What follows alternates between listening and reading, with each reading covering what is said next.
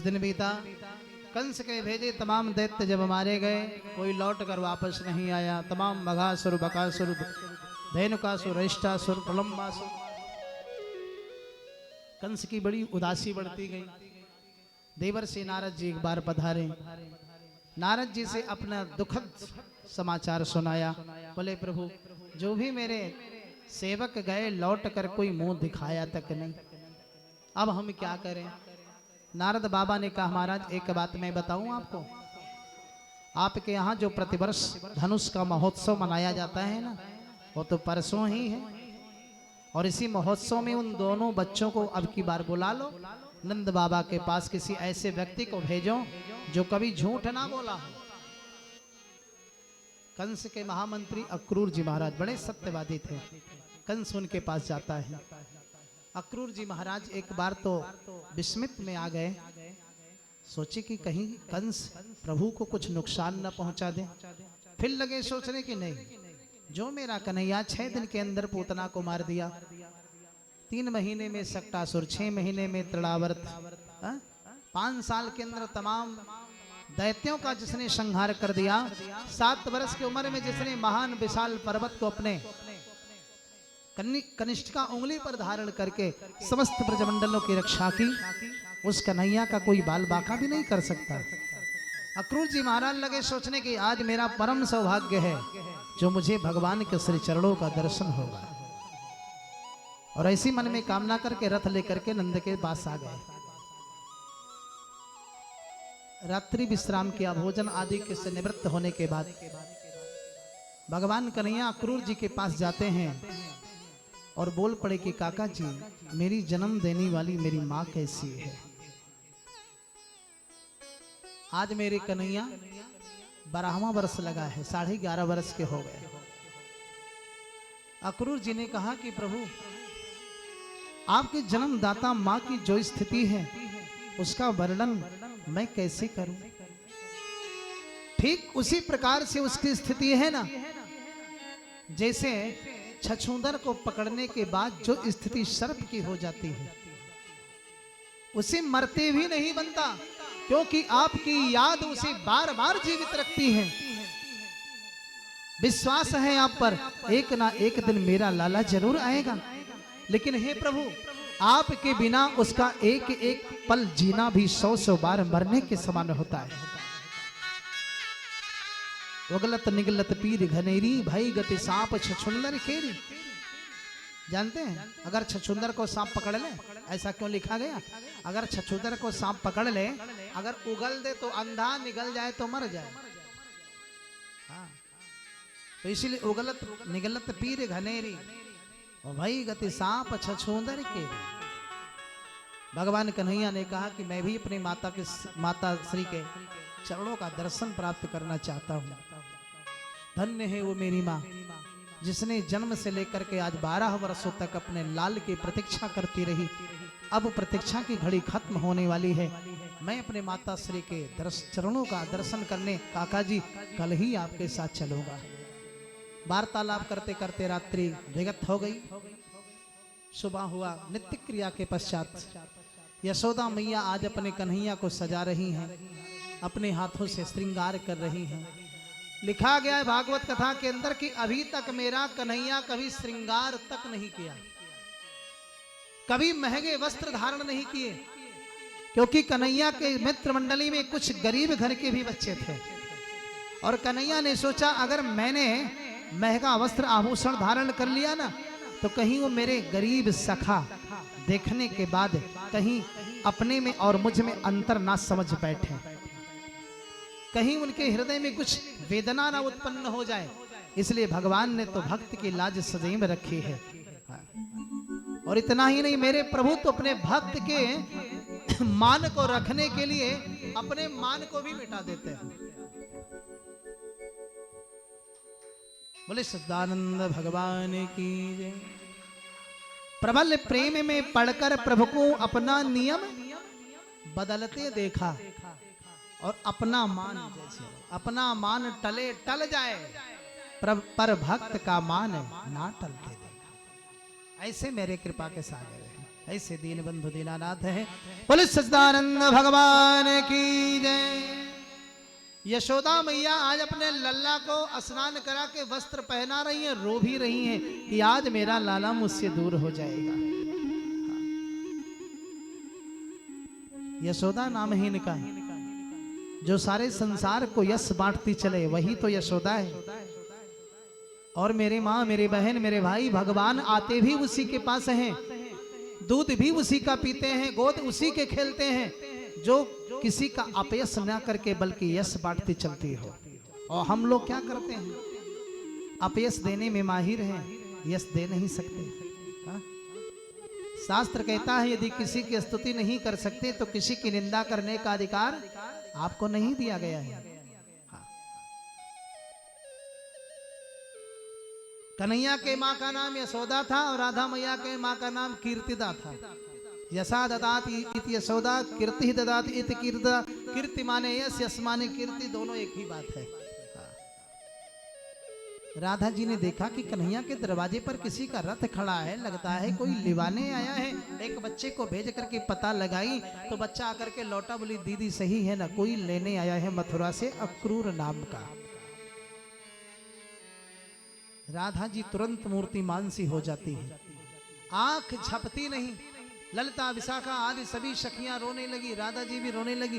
क्या मेरा कन्हैया मुझे छोड़कर चला ही जाएगा? यशोदा मैया कह ही पड़ी कि हे लाला, अगर मैं जानती कि तू किसी और की अमानत मेरे पास धरोहर है ना, तो मैंने कभी तुम्हें सजा दिया कभी कभी ना। गोवर्धन पूजा के पहले आपने पकौड़ी मांगी थी, मैंने मना कर दिया था। हे लाला, मैंने तुझे उखल से बांधा था, मैंने तुम्हारे कई बार कान पकड़े, मेरी अज्ञानता समझ करके मुझे क्षमा करना। माँ के आंसुओं को अपने हाथों से कन्हैया पोंछते हुए बोल पड़े, रे माँ क्या बात करती है आप? आपके दूध के चमत्कार ने तो ऐसा चमत्कार दिखाया कि बड़े बड़े दैत्यों को मैंने धूल चटा दी। ये कोई और नहीं, आपके दुग्ध का प्रभाव है। बच्चे जब लड़ते हैं ना तो कहते हैं आओ माँ के तुम्हारी क्या कहते हैं, माँ का दूध पियो हो तो आओ, ऐसा होता है ना। माँ के दूध में एक्स्ट्रा एनर्जी है। बौद्धिक विकास, शारीरिक विकास इतना पावर है माँ के दूध में। और यदि मैया का दूध पीने से बच्चे का पेट नहीं भरता तो गैया मैया का दूध पिलाओ। वैसे अब कलयुग की प्रतिकूलता के नाते कुछ भी हो जाए, लेकिन माँ के स्तन में दूध इतना आ ही जाता है कि बच्ची का पेट भर जाए। मान लो अगर नहीं पूर्ति होती तो किसका सहारा लेना? गैया मैया का। और भैंस का सहारा कभी मत लेना। एक ही गर्भ से दो बच्चे हुए हो, परीक्षा करके मतलब प्रमाण ले लेना स्वयं। एक को जन्म से गाय का दूध पिलाओ, एक को जन्म से भैंस का दूध पिलाओ, और दोनों को परीक्षा में बैठाओ, अंतर स्वयं पता चल जाएगा। बहुत अंतर दिखेगा, आधे से ज्यादा का अंतर दिखेगा। तो माँ का दूध पिलाओ, माँ अपनी दूध पिलावे, और अपने दूध पिलाने से बच्चे की उदर पूर्ति नहीं होती तो गैया मैया का दूध पिलाओ। भगवान ने कहा मैया आपके दूध के प्रभाव से तो मैंने पूतना, अरिष्टासुर, धेनुकासुर, प्रलंबासुर इत्यादि बड़े बड़े दैत्यों का मैंने संहार कर दिया ना। देखो एक उंगली से मैंने इसने विशाल पर्वत को उठाया, कि कोई और नहीं आपके दूध का ही चमत्कार है। यशोदा मैया कहते लाला फुसलाना और बहलाना तो तुमसे कोई सीखे। आज तैयार हुए मेरे कन्हैया और बलराम जी, तमाम सखा भी साथ में तैयार हैं, नंद घनानंद आदि समस्त ग्वाल बाल भी तैयार है साथ में जाने के लिए। क्योंकि अक्रूर जी ने ऐसा कहा है कि महाराज कंस के यहाँ जो धनुष महोत्सव है उसके लिए हम सबको लेने आए हैं।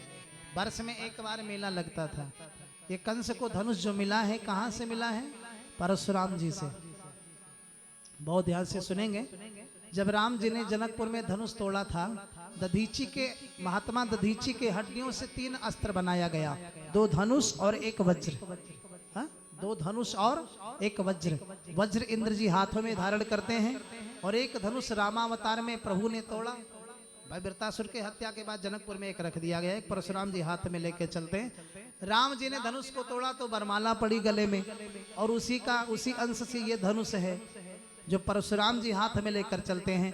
इसीलिए राम जी और परशुराम जी में जब संवाद हुआ कुछ समय तक, तो राम जी चूंकि देखने में बड़े सुकुमार लगते हैं, बड़े छोटे से थे। कितनी उम्र के थे मेरे राम जी जब धनुष का खंडन किए थे? मात्र 15 वर्ष के। 6 वर्ष की माता जानकी मैया थी और 15 वर्ष के राम जी थे जब विवाह हुआ था। हा? वर्ष 15 के श्री रामा खड़ वर्षीय असी ललामा। तो 15 वर्ष के छोटे से बच्चे को देखने के बाद अब परशुराम जी समझ गए कि ये नारायण है, लेकिन बोले प्रभु आप तो ब्रह्म हो, लेकिन जो ये आयु आपकी दिख रही है, अब देखने से नहीं लगता कि इतना विशाल कार्य आपने किया होगा। तो यदि आपने किया है ना, तो कृपा करके ये जो धनुष है ये भी वहीं से मिला है जहां से ये मिला था। राम रमापति कर धनु ले हो और खींचहूं चाप मिट ही संदेह हो, क्योंकि ये धनुष भी नारायण के सिवा कोई चला नहीं सकता और इस भी धनुष नारायण के सिवा कोई उठा नहीं सकता है। तो राम जी ने क्या किया? देत चाप आपू ही चली गये परशुराम मन विस्मय भयो। और वही द्वापर युग के समय सेवा करके और जो धनुष जब सेवा किया कंस महाराज कंस ने खूब सेवा की, परशुराम ने धनुष दे दिया। बोले बेटा लेकिन धनुष को संभाल के रखना, पूजा करना इसका। और एक बात निश्चित है कि जिस दिन धनुष उठाने वाला कोई आ गया उस दिन समझ लो तुम्हारी मृत्यु आ गई, क्योंकि तुम्हें वही मार सकता है जो धनुष को तोड़ सकता है, और धनुष को नारायण के सिवा कोई तोड़ भी नहीं सकता। इसलिए नारद जी ने कहा था महाराज बुलाओ, क्योंकि आपको वही मार पाएगा जो धनुष तोड़ पाएगा। और यदि धनुष वो तोड़ भी दिया तो समझ लो नारायण है। तो नारायण के हाथ से मरना तो तरना, और अगर कृपा हो गई तो तरना। दोनों स्थिति में तरना ही तरना है, क्योंकि राम जी श्याम जी मारते नहीं बल्कि भक्तों को तारते हैं। आने लगे, रथ में बैठाया बलराम जी को, श्याम जी को। राधा आदि सखियां सभी रथ के आगे आ गई। राधा ने कहा कि प्रभु जाने से पहले रथ का पहिया मेरे ऊपर से चढ़ा करके मेरा प्राण भी अपने साथ लेकर के चले जाओ।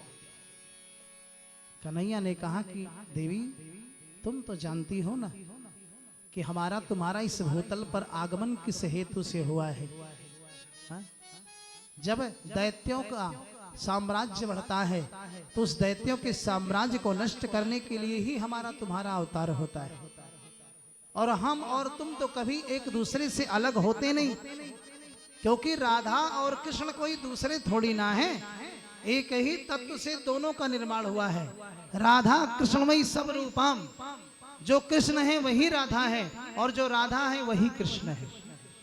ये तो एक केवल लीला है भगवान की, जो 2 भागों में बट करके स्त्री पुरुष बन करके आए। ना राधा स्त्री है ना कृष्ण पुरुष है, जो कृष्ण है वही राधा है और जो राधा है वही कृष्ण है। तो राधा जी ने कहा प्रभु मैं जानती तो हूं, लेकिन ना जाने क्यों मानव रूप बनाने के बाद में अंदर जुदाई का दर्द तो होता ही है। कन्हैया ने अपनी बंसी राधा को दी, इसे धारण करो और मैं परसों लौट करके आऊंगा।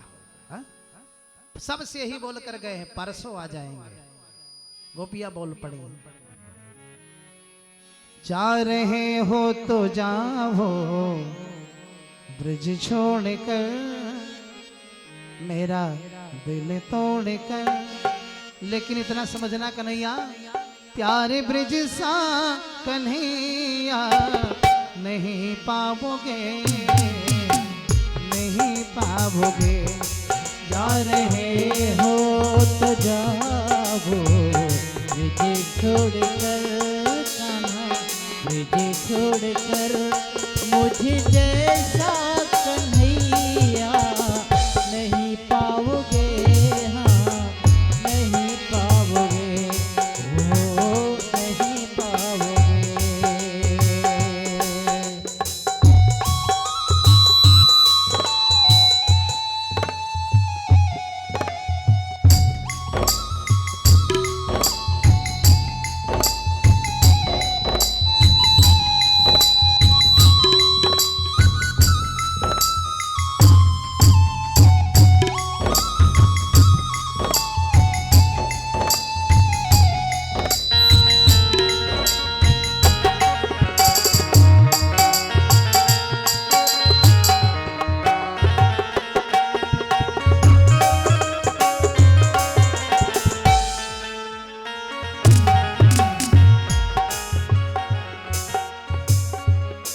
जा रहे हो तो जाओ ब्रज छोड़ कर सबका दिल तोड़ कर प्यार ब्रज सा कन्हैया नहीं पाओगे नहीं पाओगे। जा रहे हो तो जाओ ब्रज छोड़ कर श्याम ब्रज छोड़ कर मुझ जैसा कन्हैया नहीं पाओगे। हाँ ये लताएं कदम की ये डालियां तेरे बचपन के साथी सावरियां। ये लताएं लताएं कदम की ये डालियां तेरे बचपन के साथी सावरिया। प्रेम जैसा तुम्हें इस ब्रज में मिला इस ब्रज में मिला ऐसा पागल ऐसा प्रेमी कन्हैया कहीं नहीं पाओगे नहीं पाओगे। जा रहे हो तो जाओ।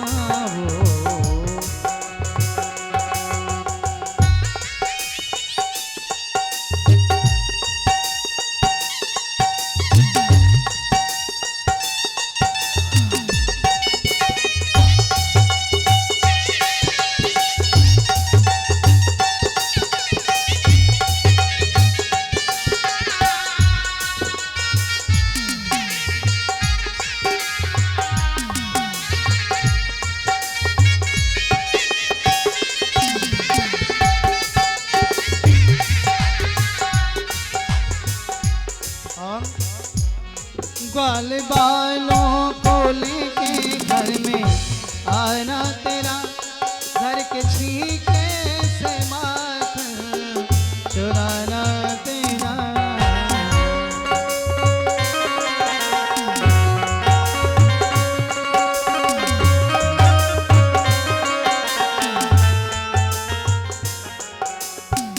देखिए एक सूचना है, आपकी कथा की जो रिकॉर्डिंग हो रही है चैनल पर जा रहा है, यूट्यूब चैनल पर। यदि आप चाहो कि मैं अपने घर की कथा देखूं तो कोमलानंद जी महाराज चैनल को सब्सक्राइब करेंगे और आने वाले प्रत्येक कथा को आप घर बैठे सुनते रहेंगे। हाँ बोले वृंदावन बिहारी लाल की।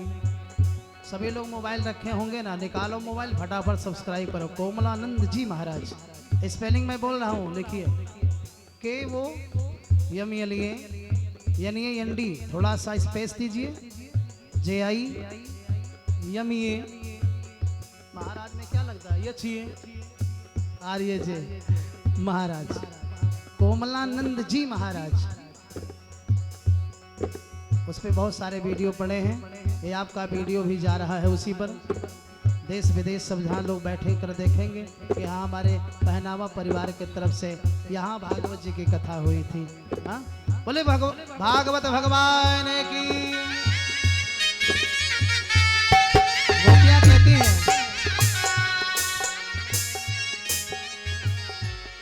ग्वाल बालों को ग्वाल बालों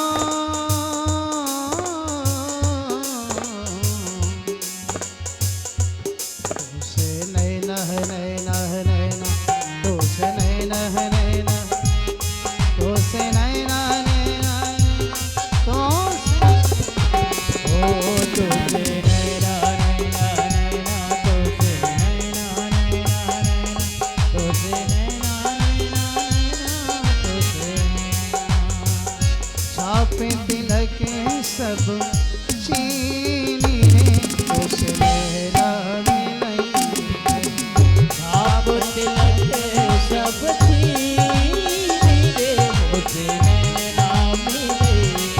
गोपियाँ कहती हैं प्रभु ग्वाल बालों को लेके घर में आना तेरा घर के छीके से माखन चुराना तेरा। तेरे जुल्मों को जितना मैंने हंस के सहा, मैंने हंस के सहा, प्रेमी पागल कन्हैया ऐसा नहीं पाओगे, नहीं पाओगे। जा रहे हो तो जाओ।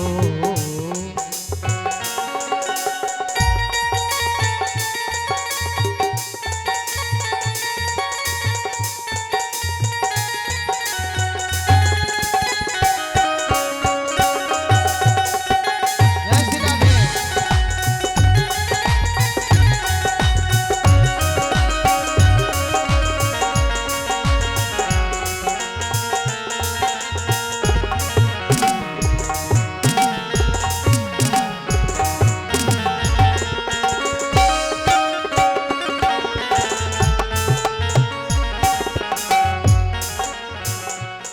ऐसा पागल कन्हैया नहीं पाओ। बोले गोपाल कृष्ण लाल।